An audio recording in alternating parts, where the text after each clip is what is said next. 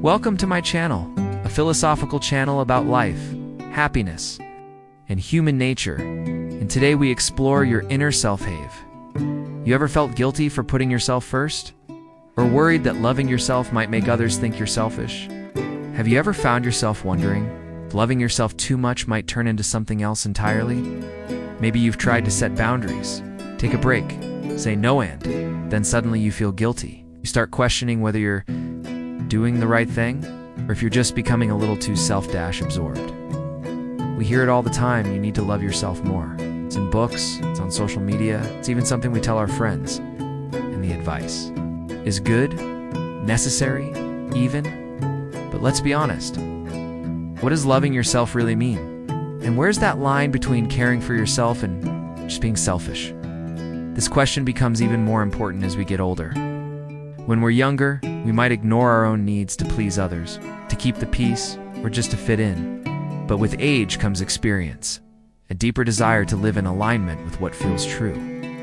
At 30, 40, or 50, you begin to understand that if you don't take care of yourself, no one else will. And yet you also don't want to lose your compassion, your kindness, or your sense of connection with others. So how do you strike that balance? That's what we're exploring today. Let's take a deep breath, sit down together, and gently peel back the layers of this idea. Because loving yourself isn't selfish, but it can look that way if we don't understand it fully. And sometimes in trying to protect ourselves, we unknowingly close ourselves off to the world. Let's start by clearing up one common confusion: the difference between self-love and being self-centered. Self-love is grounded. It's steady. It's a quiet confidence that comes from knowing your worth, not shouting it from the rooftops or expecting others to validate it. It's saying, I matter too, without needing to push anyone else aside. Being self-centered, on the other hand, is rooted in fear. It often shows up as needing to be right, needing to win, needing to be the center of attention. It's the kind of mindset that says, me first, and maybe only me. There's a big difference. When we truly love ourselves, we don't need to put others down to feel better. We don't need to control situations to feel safe. We don't need to make everything about us. Because self-love isn't about ego, it's about peace. Now, part of loving yourself is recognizing your own limits. That might mean saying no to things that drain you. Maybe it's turning down an invitation, stepping away from a toxic friendship, or even carving out alone time when life gets too noisy.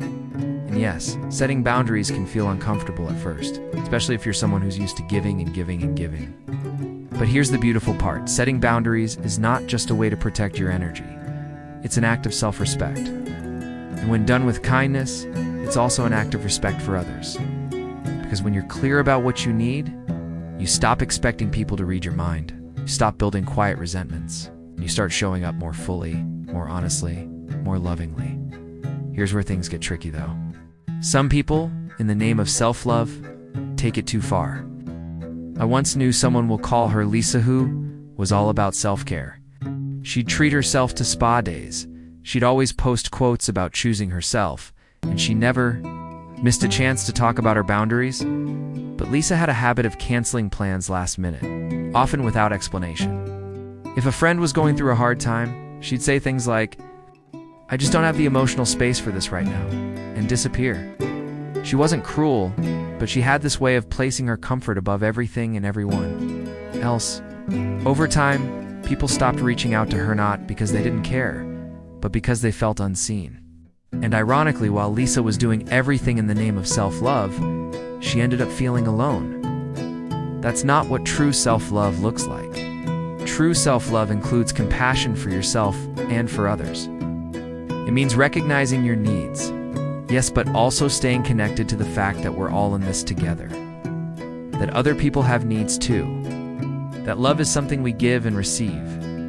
In fact, if we look at Buddhist philosophy, one of the most beautiful teachings is this: compassion begins with the self. You cannot truly love others if you don't first cultivate love within. And not the kind of love that's indulgent or selfish, but a deep, quiet care. A sense of being kind to yourself, the way you'd be kind to a small child or an old friend. Gentle, patient, present. The Buddha taught that when we suffer, we become more capable of understanding the suffering of others. But that starts by not turning away from our own pain, by being willing to sit with ourselves in moments of discomfort and say, I'm here. For you, that is self-love in its purest form, not glamorous, not loud, but real. And from that place, when we've tended to our own heart, we can show up for others without losing ourselves. We can say no when we need to and still say yes to connection. We can stand our ground and still reach out with warmth. So, if you've ever felt torn between loving yourself and being a good person, know this: the two are not opposites. In fact, they depend on each other. And maybe that's where it all starts, with the understanding that self-love is never about isolation.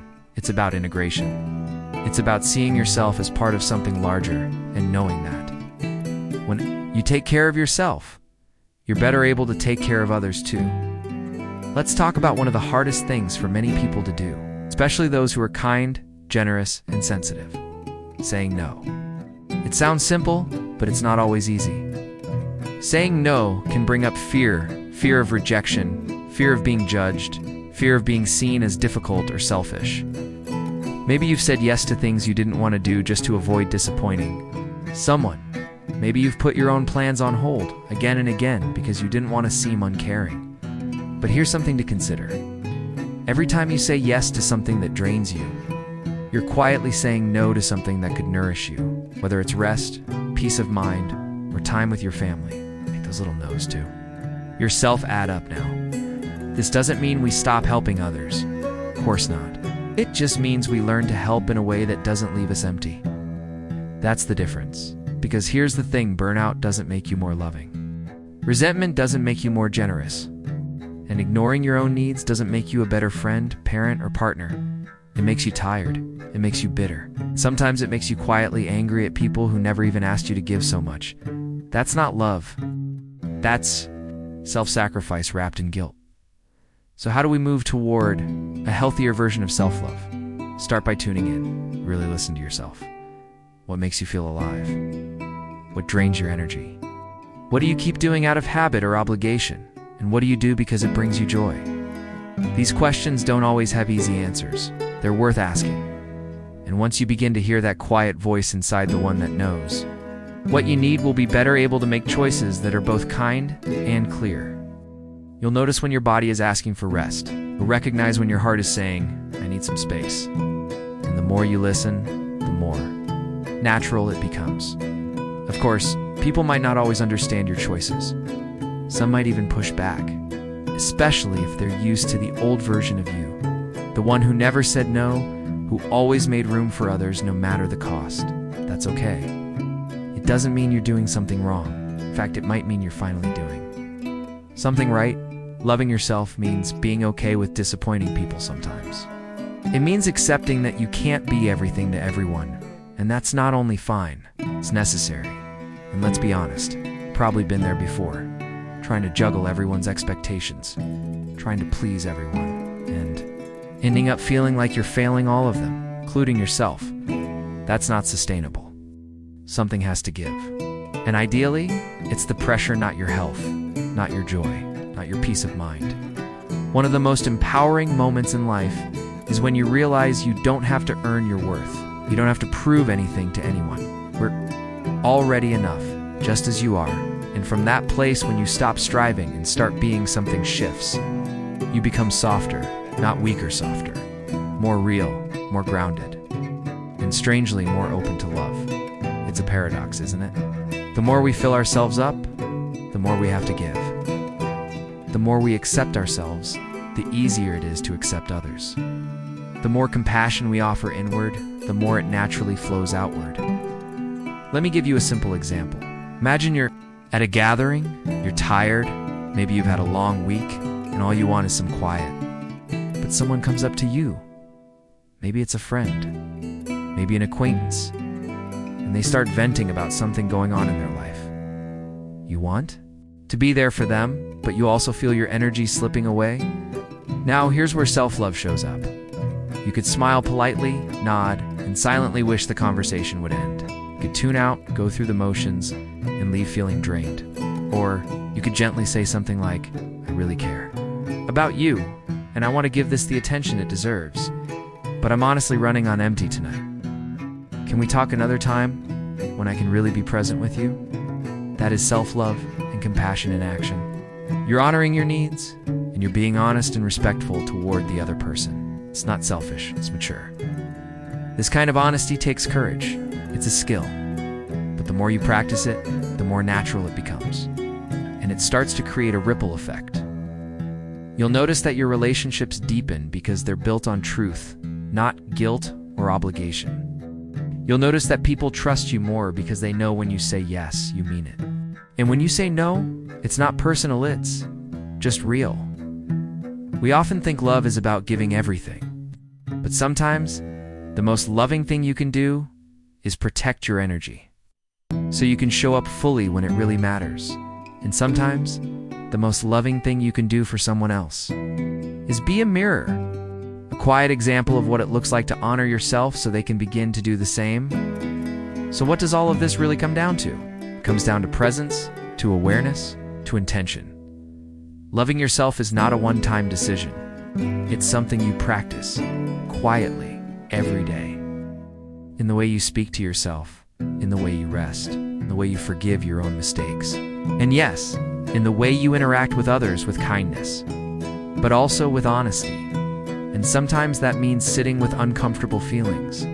Maybe guilt, maybe doubt, maybe that little voice that says, shouldn't I be doing more? Or am I being too selfish? But when those thoughts arise, just pause, take a breath, and ask yourself, am I acting out of love or out of fear? Because that question changes everything. If you're choosing rest because you're afraid of conflict, maybe it's avoidance. But if you're choosing rest because you've listened to your body, and you know you need to recharge so you can show up as your best self, that's love. If you're walking away from someone because you're afraid of intimacy, that's fear. But if you're walking away because you've given all you can, and staying would mean betraying yourself, that's love to dot. And when you act from love, not fear, not ego, will rarely go wrong. Now, I want to come back to something we touched on earlier, a beautiful lesson from Buddhist philosophy. Compassion begins with the self. This teaching has stayed with me for years. It reminds us that being kind to ourselves is not just a luxury, it's a foundation. Think of it like planting seeds in a garden. If you only water the flowers in other people's yards, your own will wilt. And eventually, you'll have nothing left to give. But when you tend to your own garden with care, with patience, you'll be amazed at what starts to bloom. And from that space, giving becomes joyful again, not draining. Not something you do out of guilt or habit, something that flows naturally from a full heart. That's when you know you're not being selfish, sure, being whole, and wholeness is not perfection. It's not about being a fully healed person or having all the answers. It's simply about showing up as you are, without pretending to be more or less. So if you're still figuring it out, that's okay. All are. What matters is that you're asking the question, that you're taking a moment to look inward and say, what do I really need right now? What feels right for me? Not just, what's expected of me? And if the answer isn't clear yet, don't rush. Self-love isn't a race. It's not a checklist or a trend. It's a relationship with yourself. And like any relationship, it grows stronger the more time and care you give it.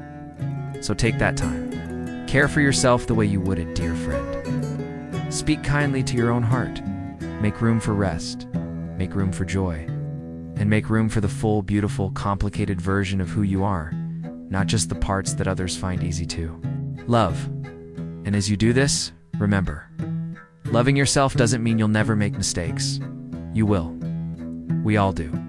But self-love is what allows you to keep growing through those mistakes without shame. It's what lets you try again and again and again. It's what makes you resilient. So if there's one thing I hope you take from this video, it's this. You can love yourself deeply, fully, and unapologetically, and still be a kind, generous, loving person in the world. These things are not opposites. In fact, they nourish each other. When you respect yourself, others learn to respect you.